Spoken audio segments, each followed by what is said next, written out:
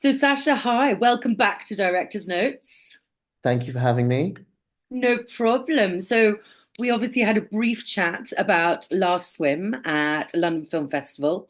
And yeah, it's just great to have you back so we can sort of dig in a bit further into the film. Wonderful. Yeah, great. Let's do it. So, please just give us a brief introduction on Last Swim. So I'm Sasha. I'm the director and the co-writer with Helen Simmons of Last Swim, which just premiered in the UK at LFF. The film is a British Gen Z coming of age story told from the perspective of this 18-year-old British Iranian girl, Zeba, who on A-level results day drags her friends on a journey through London, ticking off items on her teenage bucket list. Nice. I mean, we Yeah. all have a big bucket list. So, you Yeah. mentioned it was co-written with Helen Simmons. Yes. So, how was that process, writing with someone? So I did the first draft on my own, and I basically took the script as far as I could take it, and I hit a bit of a brick wall.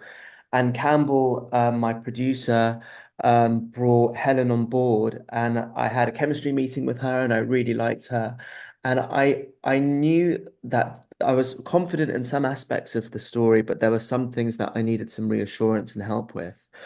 And For instance, the camaraderie between the boys, I went to an all boys school. I know how boys chat.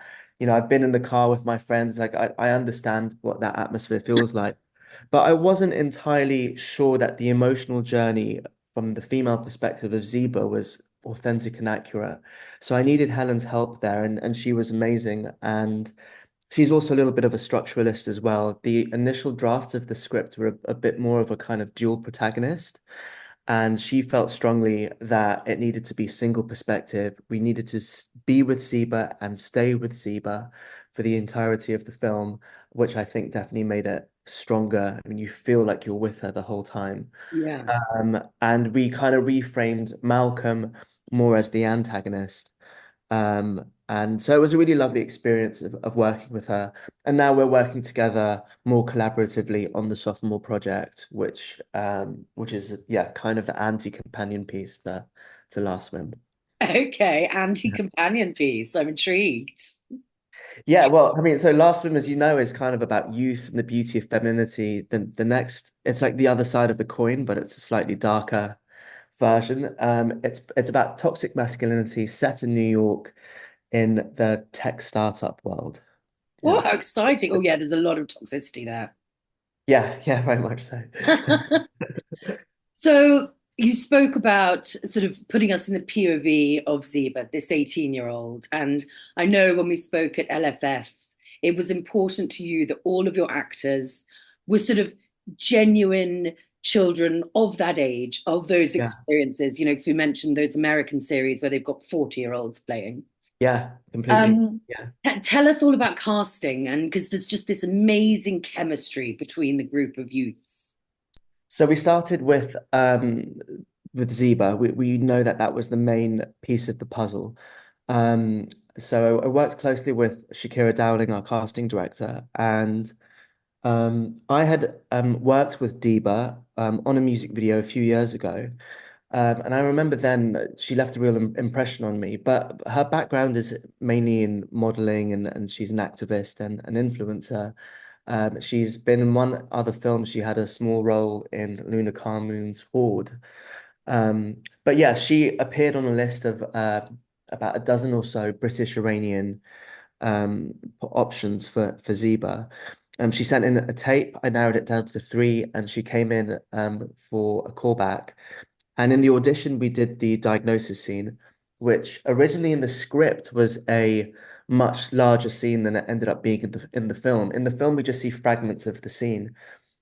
But in the audition, what we did is I just kept the camera on Deba and we just heard the diagnosis. She didn't have any lines, there was no dialogue, but you hear the diagnosis. And I asked her to show me or to reveal to the camera a feeling of a loss of hope that when as the diagnosis continues, she realizes the gravity of the situation and she knows that she's losing her grip of her life and her future. And she did the most incredible audition, communicating so much, mainly with her eyes. And it Mm. was really powerful. And I knew then in the room she had that quality, that thing that you cannot teach, this kind of instinctive response to the room, to the atmosphere in the room. So we offered her the part, and then we constructed the rest of the cast around her. Okay. Um, we casted a really wide net. I didn't have any clear thought about what the kind of ethnicity of the characters was going to be. I just knew that the ensemble had to naturally reflect the diversity of London, and that happened in a really organic way. The boys were great, they were doing all kinds of things in their auditions, and Jay was actually in Toronto filming Titans. Jay, who plays Murph, and he basically lit up in the audition over Zoom, and I'm like, wow, this guy's really method. He's really going for it. Doing all kinds of stuff like that.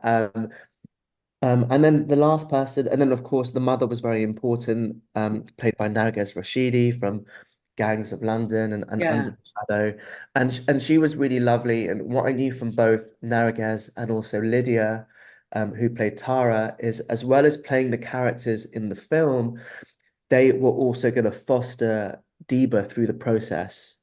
And they both took on the relationship of the mother and the friend on set. It wasn't just when the camera was running, it was also during that whole period.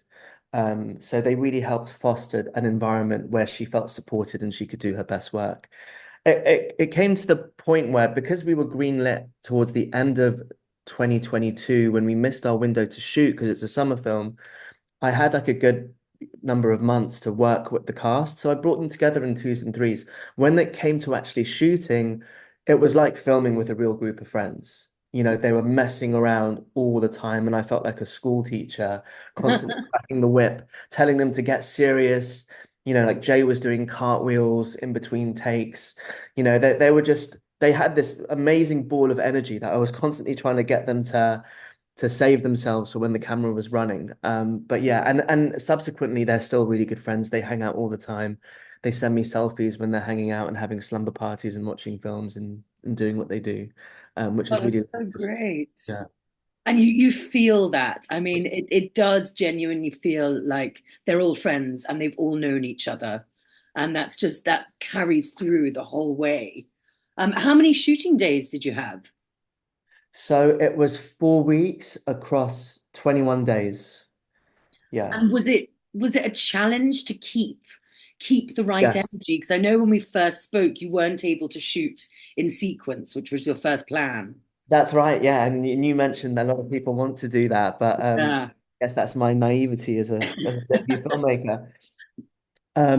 Yeah, I mean, I think any feature film schedule is taxing and challenging for everyone. For me, as a grown man who, I've been working in the industry for 20 years up until getting to do this. So I know how you need to retain your energy to work on a film set. It was a challenge for me. So I can't imagine how challenging it was for Deba, for instance, who she Yeah. was 20 when we filmed. It's a lot of pressure for a young person, and she's in every single scene. She had to show up every day and be on point. Yeah, I just think that the sheer endurance of preparing yourself physically and mentally, and in the industry, we don't really talk about that, but it's not so much how do I capture the scene, it's more about how am I going to get through this week? Am I eating okay? Am I getting a sufficient amount of the right number of hours of sleep? How am I showing up every day and being present? Because it doesn't matter how much prep you do. Of course, we had 4 weeks of prep, and the team were like fully prepared and ready. But it's also like, how can I remain present? Because there's an aspect of filmmaking that requires you to almost throw everything out the window and react just to the elements of the day, depending on what the light is doing, what the location looks like, what the conditions are like, whether you've got as much time as you wanted, whether the scene is unfolding in the way that you envisaged. So being present, I think, and remaining present for the duration is one of the biggest challenges. But it was exhilarating and fantastic and wonderful. Despite the highs and lows, it was, if I could go back to that moment, I absolutely would. It was probably the happiest 4 weeks of my life. Yeah. Yeah. And it is, and it's just, you feel it, it's that unfolding. It's London, it's summer, it's that, I know we mentioned has a particular energy to it. And there was something that when we first spoke that I love. So you said it was like a planes, trains, and automobiles journey through London. Yeah. So Yeah, I mean, how, go yeah, on. so how did you cope? So I want to know with equipment, because you shot in 11 different boroughs. What cameras did you use? What were you traveling with? What did the whole production process look like? Yeah, so Olan Koladi is my cinematographer. It was his second film off the back of Rye Lane. Okay. And we spent a lot of time together in prep. We actually went to LFF the year before principal photography, so that would have been 22. We spent a lot of time together watching films, talking about things. We had a 100-page lookbook. So when it came to shooting, we knew exactly how we wanted to capture things. But yeah, I mean, there was an early version of the draw. I mean, when we were trying to finance the film, at one point we were looking at a European co-production finance model, which would have meant, we were trying to we were thinking about adjusting the story. Could they go to another European city? Could we shoot our interiors in Europe? If we had done some of those things, it would have been easier to finance because we would have had access to different pots of money. But we felt that the film is a love letter to London. We have to shoot in London, on the streets of London. We needed to feel that energy. Yeah. Um, and it was, of course, the right decision. So yeah, we were really nimble. I mean, along with my producers who all come from, Helen, my co-writer, is one of the producers. Campbell and Nisha were the lead producers. And they come from the world of music videos and commercials. Helen more from features. And then Bert and Sorka. I mean, Bert Hammerlink. He was a producer on Sound of Metal, and he's produced for Lars von Trier. So amongst my producers, I had this incredible blend of experience, and we were able to essentially look at each day in our schedule, and we basically had some days that were a little bit more skeletal in terms of the size of the crew, so that we could move around a lot.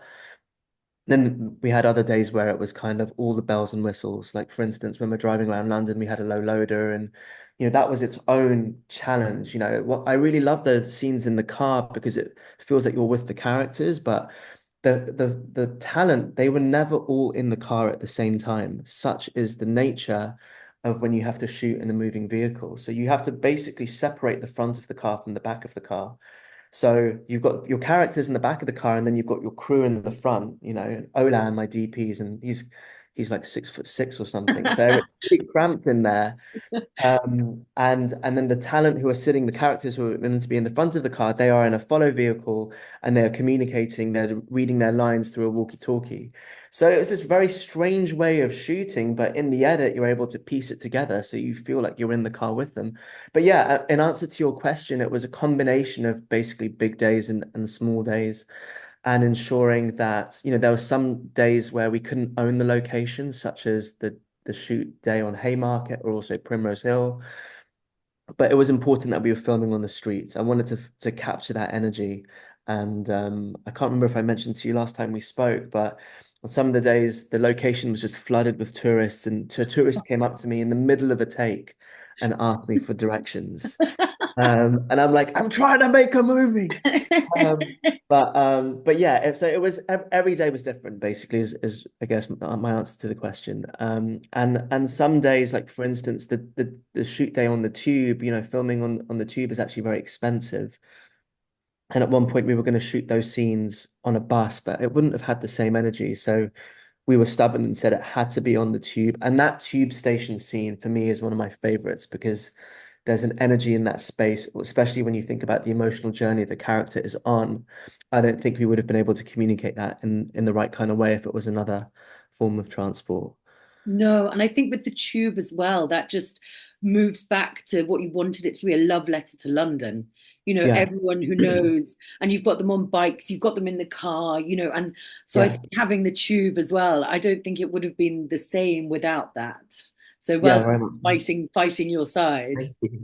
Thank you. So you mentioned your background in music videos, and we spoke about the colors as well. So throughout the film, they transport you, those colors, those tones, the feelings. Did a lot of that come from your background in music videos, wanting that feel? Yeah, I mean, so the first thing I would say to that is the reason we made the film, or I wanted my debut film to be a film about young people in London, that was born out of a frustration of not seeing that growing up. When I discovered my love of film and cinema in the 90s and noughties, that British films of that nature just didn't exist. I didn't have access to them. And those British films that did exist, particularly those that were shot in London, felt in terms of the look of the films, very grey and dull and monochromatic. So Yeah. that feeling of color and vibrancy was intrinsic to the way that I envisaged this story. And I wanted to the film is very much, it's a contemporary story. We pitch it as a Gen Z coming of age story, but the film does live in a very like nostalgic palette. And what I wanted to do there is I recall when I was the same age as the characters that I would play this game at, the best days, the best summer days, at the end of the day, at the end of the night, when I would, sneak into my house and I'd get in trouble with my parents because I've broken a curfew or something. And I'd get into my bed and I'd play this game where I try to piece together the day. And the really good days were the ones where I just couldn't piece it together. I couldn't remember how we got from A to B and B to C and what the order of events was and which friend arrived first. And obviously there'd be things happening on that day that would affect my memory. But I wanted the audience and the characters to have that same day. So that feeling of nostalgia and the moment the day is over, a longing for the day and the way that you imagine that day means that you've got a bit of a romantic memory of what the day was, what the day felt like, and what the day looked like. So Mhm. the way that we dialed that into the look of the film is we had a very subtle progressive grade. So with our colorist Joseph Bicknell, we over the course of the day, the colors are becoming more pronounced and it's subtle, and you wouldn't notice it if you watch the film from beginning to end. But if you scan through the film, you can see a difference there. And I just think that that kind of adds to the atmosphere of the film, of things feeling a little bit more vibrant, a little bit more colorful, but more importantly than all of those things, that feeling of nostalgia of a wonderful day that has just passed that we will be thinking about for many years to come. Yeah. I mean, I had exactly that. And I've had days like that in London with my friends when we were younger. And I think, we'd all lied to our parents and said we were doing something else. And when I came out the cinema, I've got a couple of group friends and I messaged both of them and I was just like, oh, I just saw the best film, and it was because it's exactly like you said, you watch so many coming of age films and I'm like, yeah, okay, that was great. But I don't know if it's a British thing, but that tapped into my experience as well. That's lovely to hear.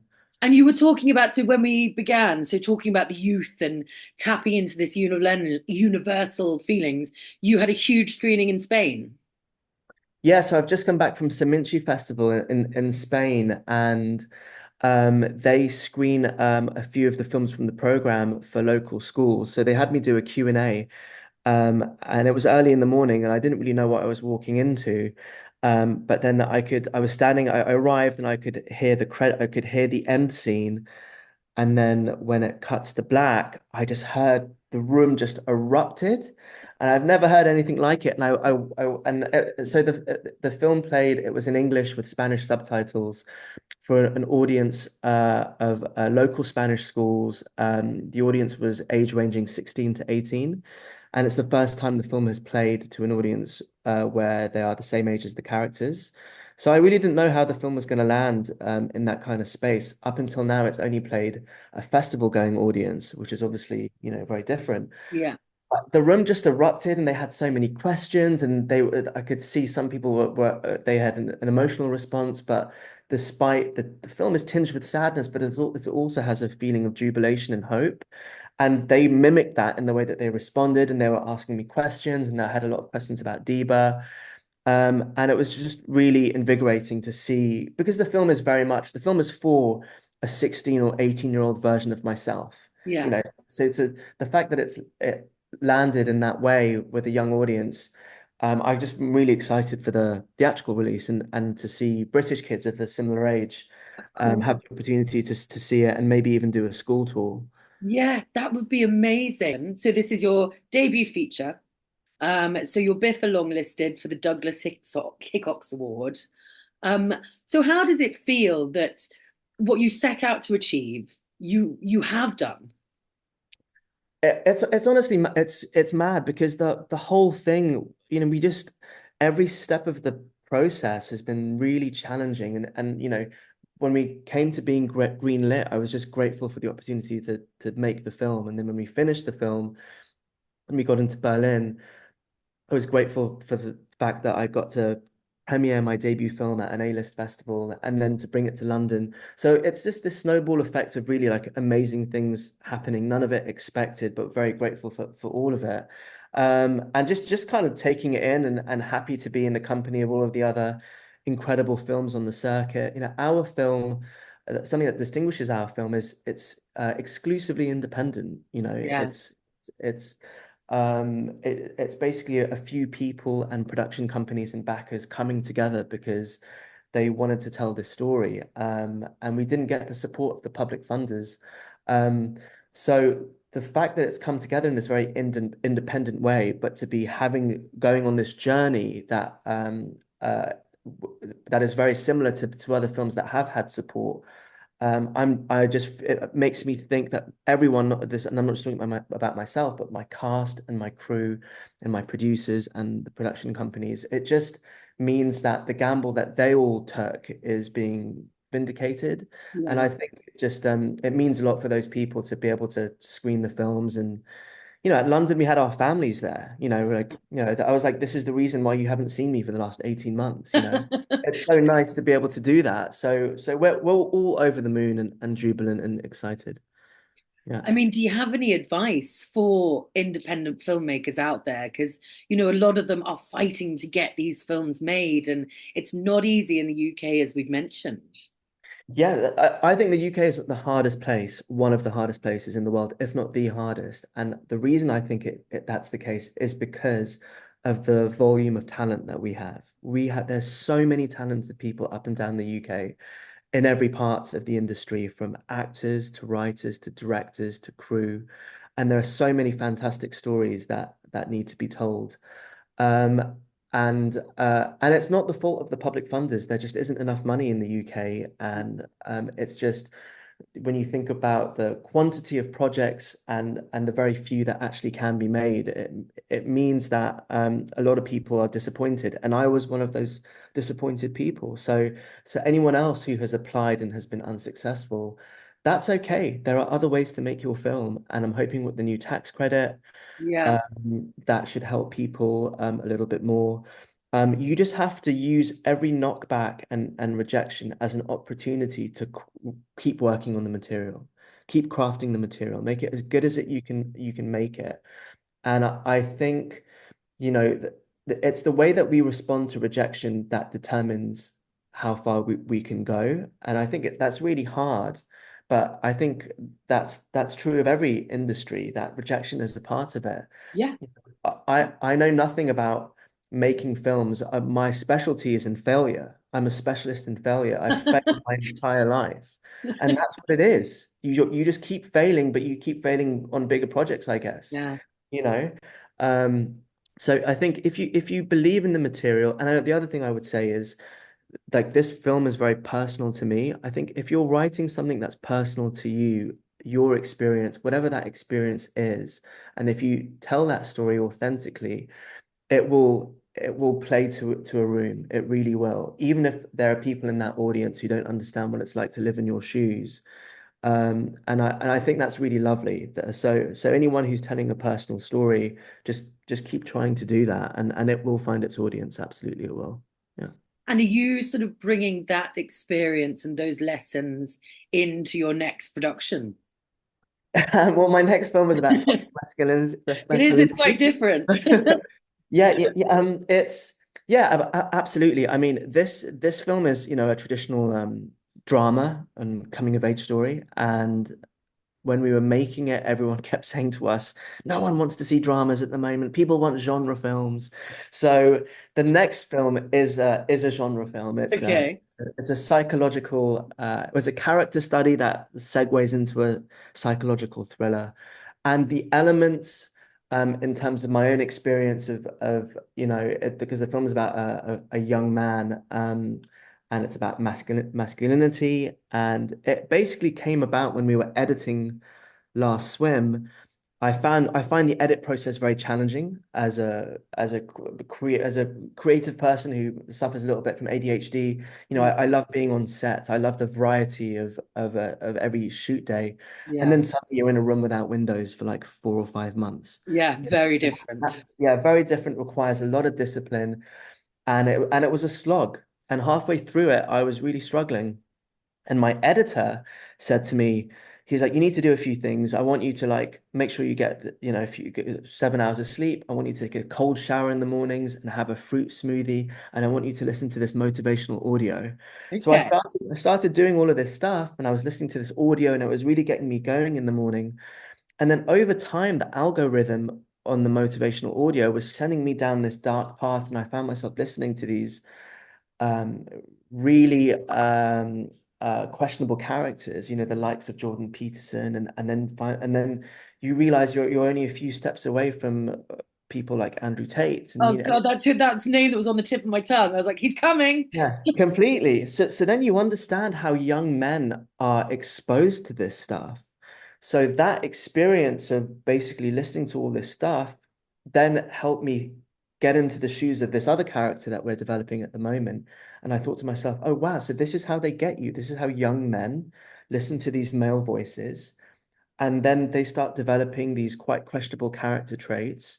And we should dive into that and explore that and understand what it means to be a man in the age of Donald Trump, in the age where you can be accused of doing horrible things and still stand for the highest office in the world.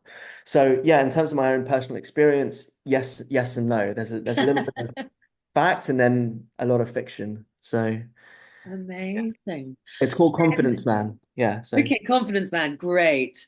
I only just learned very recently that Con Man came from Confidence Man. oh, I didn't know that. Yeah, so when you say a Okay. con man, it comes from Confidence Man, which makes total Right. sense. Yeah, it does make a lot of sense. I know, and I think it was on a podcast or something, and I was like, when a penny drops. I should have known that, bearing in mind it's our There we title. go. Thank you, I will Sarah. take a credit on the film. Thank you very Yeah, okay, great. much. So with Last Swim, you mentioned UK theatrical release. Do we have a date for that? So it's being distributed by Vertigo. We have a couple of dates. We don't have a fixed date yet, but it looks to be in the first quarter of 2025. So Amazing. yeah. And that's what everyone will need, I think, a beautiful summer film when the days are a bit grey and miserable. Yeah, I hope so. We were actually Yeah. talking about that, the psychology of a summer film and whether a summer film should play in summer or should it play in winter and what the norm is. But yeah, I think it'll definitely be grey in London, I'm sure, when the film plays. So I mean, that's a standard, isn't it? yeah. Well, Sasha, thank you so much. It's been so good to like dive deeper into the film. Thank you so much for having me. And No, I'm you're so pleased that you welcome. responded to the film. Yeah, we're big fans here.